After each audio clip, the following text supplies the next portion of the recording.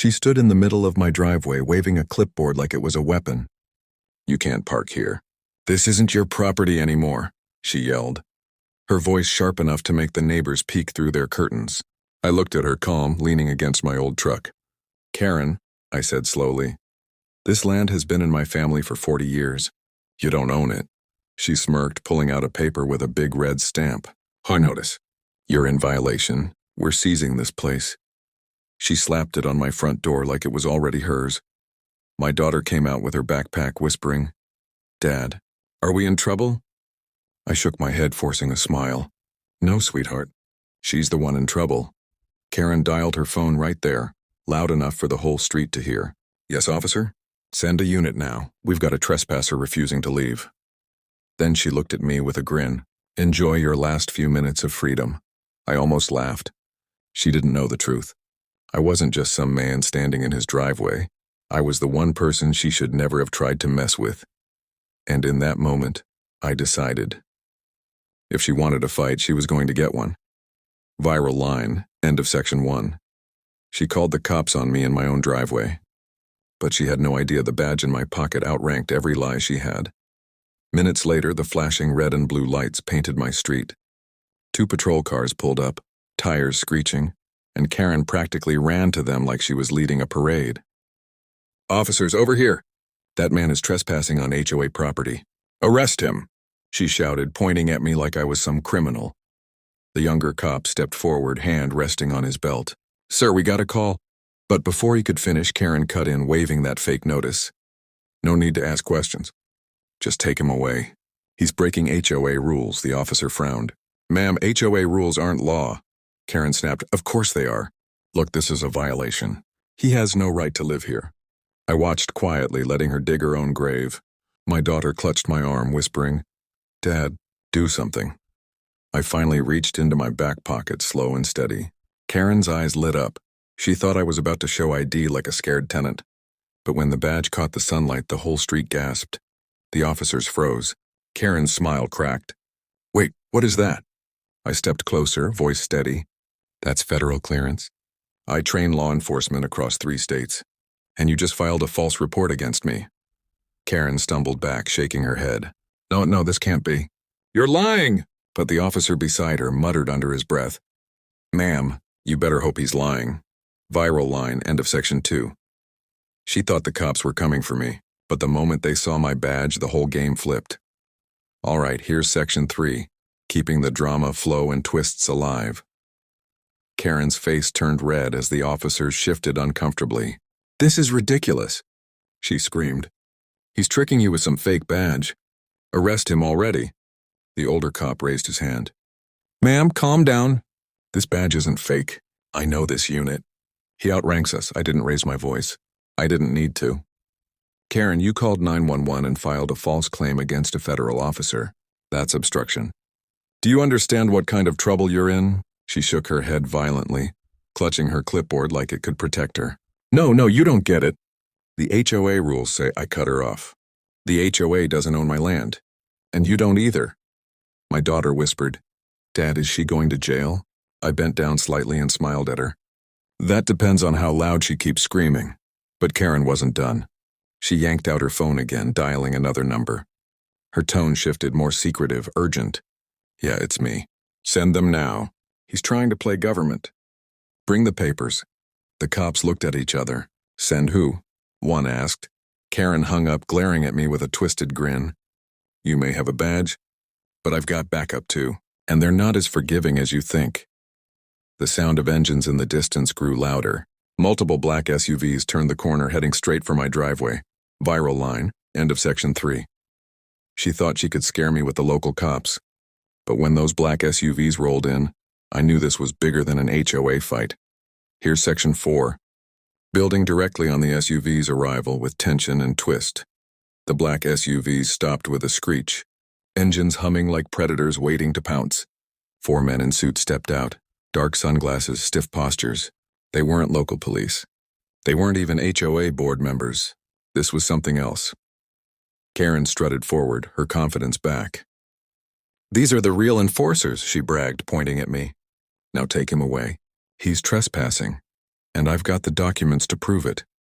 One of the men opened a leather folder flashing papers that looked official at first glance. This land is under lien, he said coldly. You have 30 minutes to vacate. The cops froze. My daughter squeezed my hand, eyes wide with fear. Dad, is it true? I took the folder slowly, flipping through the stamped pages. And that's when I saw it, the signatures. Wrong dates, wrong county seals. Sloppy work. I chuckled under my breath, then looked straight at the suited man. You really thought forged federal documents would work on me? Karen's face dropped. What are you talking about? I pulled my phone from my pocket and tapped a button. A red recording light blinked. Every word, every threat, all on camera. And I'm forwarding this to my contact in the U.S. Attorney's office. The men in suits shifted uneasily. One whispered something to the others. The cops stepped back, realizing this wasn't a simple neighborhood dispute anymore. Karen stammered, You can't do that. I run this HOA, I decide who stays and who goes. I stared at her, voice low and steady. Not anymore, Karen. You just dragged federal fraud into a driveway argument. Viral line, end of section 4. She thought fake papers and muscle would scare me, but the second I hit record, the whole house of cards started shaking. Here's section 5, keeping the fire burning with more twists. Karen's confidence cracked, but she tried to hide it under another scream. Don't just stand there. Arrest him! Do your job, she barked at the suited men. But instead of moving toward me, two of them exchanged nervous looks. One muttered, He's federal. This isn't worth it. Karen spun on them, furious. Cowards. You promised me you'd get rid of him. I took a step forward, still calm. Karen, how much did you pay them? Or did they promise you a cut of my land when I was gone? She froze, lips tightening. That silence told everyone the truth. The younger cop shook his head in disgust. Ma'am, you hired imposters to intimidate a federal officer on his own property? Karen snapped back, desperate now. No, they're real. They're with the government. You'll see. But her fake army was already climbing back into their SUVs, not wanting any part of the storm they'd stirred up. Engines roared, tires spun, and within seconds they were gone. Karen was left standing there, alone in the middle of the street, shaking with rage. She pointed her clipboard at me like a sword. This isn't over. I'll shut you down if it's the last thing I do. I finally let a smile break across my face. Funny, that's exactly what I was about to tell you. My phone buzzed in my hand. A new message flashed on the screen from an unknown number. We've been tracking her. Don't let her leave. Viral line, end of section 5. She thought she was the hunter. But when those SUVs fled and my phone buzzed, it was clear. Karen was the prey.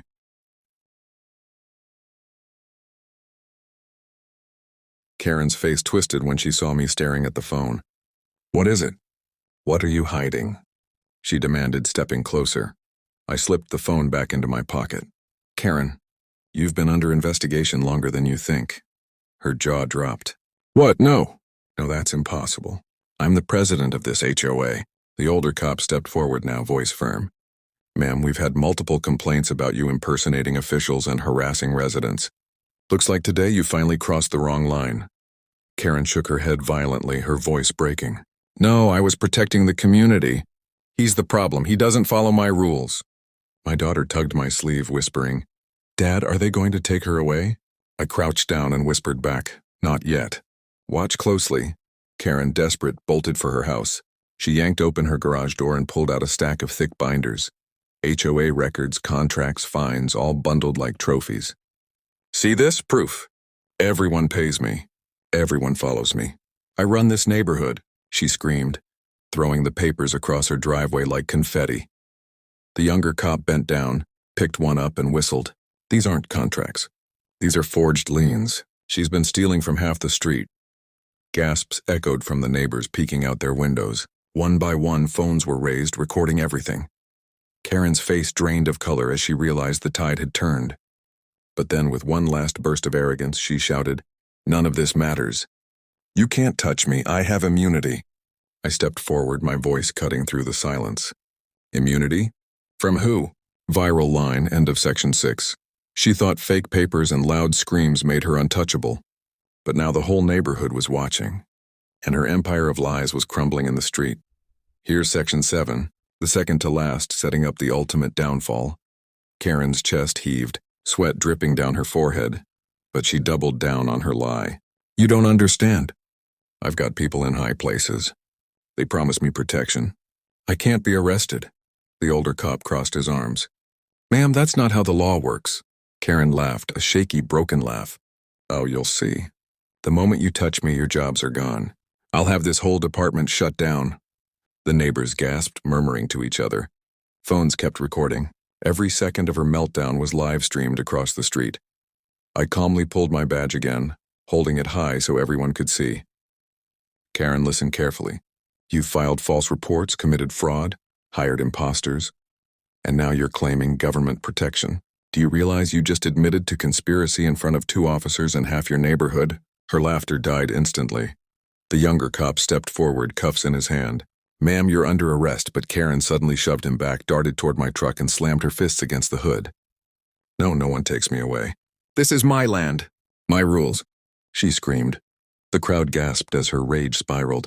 My daughter pressed against my side, scared, whispering, Dad, she's losing it. I nodded, eyes locked on Karen. That's the thing, sweetheart. When bullies lose control, they always reveal who they really are. Karen turned, wild-eyed, breathing heavy.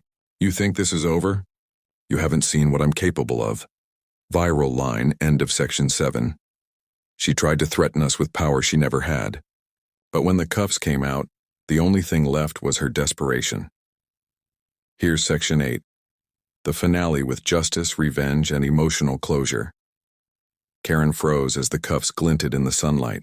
The younger cop moved in again, slower this time, careful. The whole street was silent except for the sound of her ragged breathing. No, she shouted, backing away. You can't do this.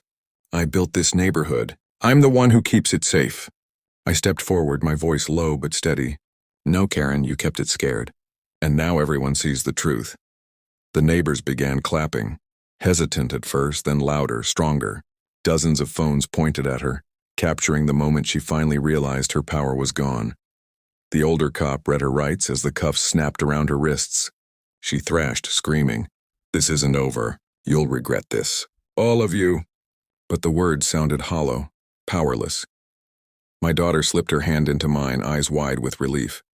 Dad, is it really over? I looked down at her, smiling for the first time all day. Yes, we're safe now. She'll never bother us again. Karen was shoved into the back of the cruiser, still muttering threats no one believed anymore. The black SUVs never returned. The fake papers lay scattered across the street, trampled by her own arrogance. I turned to the crowd, raising my badge one last time. Remember this, your land, your home, your freedom. No one can take that away with a clipboard and a scream. The neighbors cheered, some wiping tears, others shaking my hand. For the first time in years, the street felt united. Not under fear, but under freedom. As the police cars drove off with Karen screaming inside, I whispered to my daughter, This is why we stand our ground. Because in this country, bullies might yell the loudest, but justice always gets the last word. Final viral line, end of section 8. She tried to take my home with lies and threats. But in the end, Karen left the neighborhood in handcuffs, and we kept the freedom she never deserved.